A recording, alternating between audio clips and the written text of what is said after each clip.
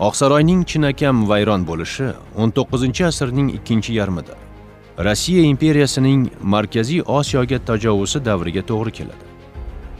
Muarrix Abdulazim Somiy rus qo'shinlarining Shahrisabz va Kitob bekliklariga hujumini 1873-yil deb ko'rsatsa, Rossiya imperiyasi harbiylarining hujjatlarida 1870-yil kuzida bo'lgani qayd etiladi.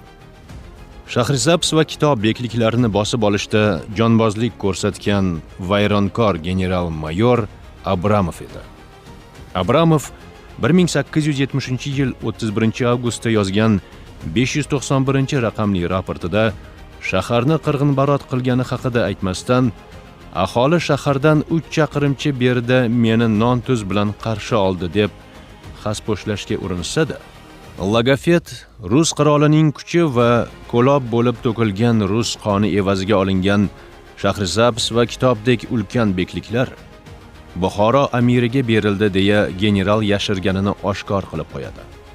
Mayevning 1875-yilda bosilgan Buxoro xonligi ocherki asarida Temurning hashamatli Oq saroyi Buxoroning shu davrdagi hamma imoratlarida kuzatilganidek xarobalardan iboratdir.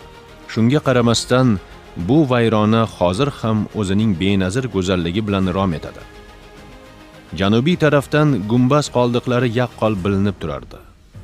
Vaqtida imorat bezagi bo'lgan bu gumbaz hozirda nuragan bo'lib, undan koshinlar va yozuvlar bilan bezatilgan 2 baland devor saqlanib qolgan deb yozilgandi.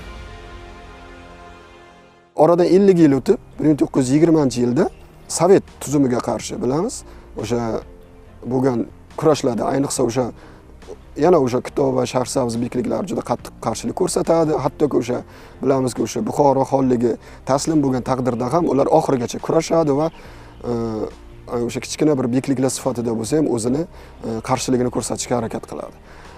Va mana shu yillarda ham xalq qo'zg'olonlari bo'lib o'tadi va mana shularni bostirish uchun ham Benben degan kimsa tomonidan Oqsaroy to'pga tutilganligi aytiladi.